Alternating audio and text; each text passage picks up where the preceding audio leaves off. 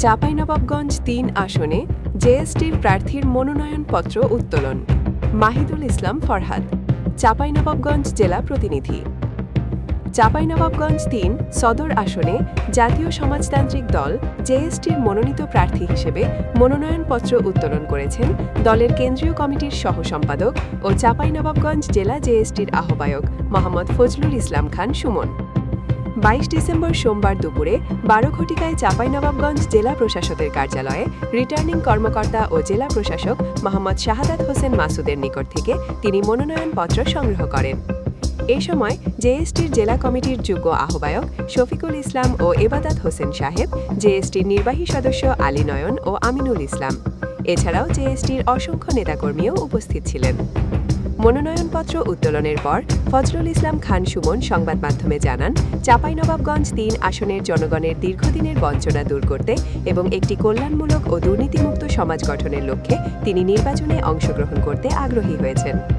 জনগণের সমর্থন পেলে এলাকার সার্বিক উন্নয়নে কাজ করার অঙ্গীকারও করেন তিনি আরও বলেন, আসন্ন জাতীয় সংসদ নির্বাচনকে সামনে রেখে চাঁপাইনবাবগঞ্জ ৩ আসনে বিভিন্ন রাজনৈতিক দলের প্রার্থীদের মনোনয়ন কার্যক্রমে নির্বাচনী পরিবেশ ক্রমেই সরব হয়ে উঠছে। উল্লেখ্য, প্রার্থীর বাবা মরহুম এহসান আলী খান এই আসনের ২ বারের সংসদ সদস্য ছিলেন। এটি তার বাবার সদর ৩ আসনটি একসময়ের দুর্গ ছিল। সন্তান হিসেবে বাবার এই আসনটি পুনরুদ্ধার করতে তিনি অঙ্গীকারবদ্ধ। চাঁপাইনবাবগঞ্জ সদর আসন থেকে আমি মনোনয়নপত্র উত্তোলন করলাম। আমি চাঁপাইনবাবগঞ্জ সদর আসনের প্রত্যেকের কাছে আমি দোয়া প্রার্থী, সবার কাছে দোয়া চাই, আপনাদের সমর্থন চাই। আপনারা জানেন, বিগত 18 বছর এদেশের মানুষ কোনো ভোটাধিকার প্রয়োগ করতে পারেনি।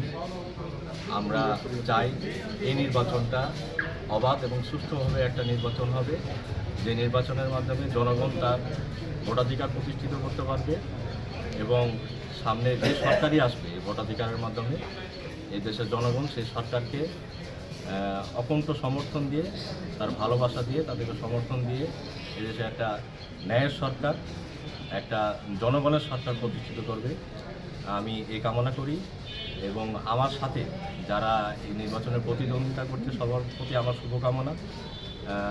আমরা চাই একটা অবাধ, সুষ্ঠু, নিরপেক্ষ একটা নির্বাচনের মাধ্যমে, যে নির্বাচনে সবাই থাকবে, সব দল এখানে অংশগ্রহণ করুক, আমরা সেটা চাই, সেটা প্রত্যাশা করি। আমার দলের নেতা জনাব আসম আব্দুর রব, তিনি আপনারা জানেন স্বাধীনতা সংগ্রামের জন্য তার জীবনকে একটা সময় পাকিস্তানি পরাজিত বাহিনীর কাছে তিনি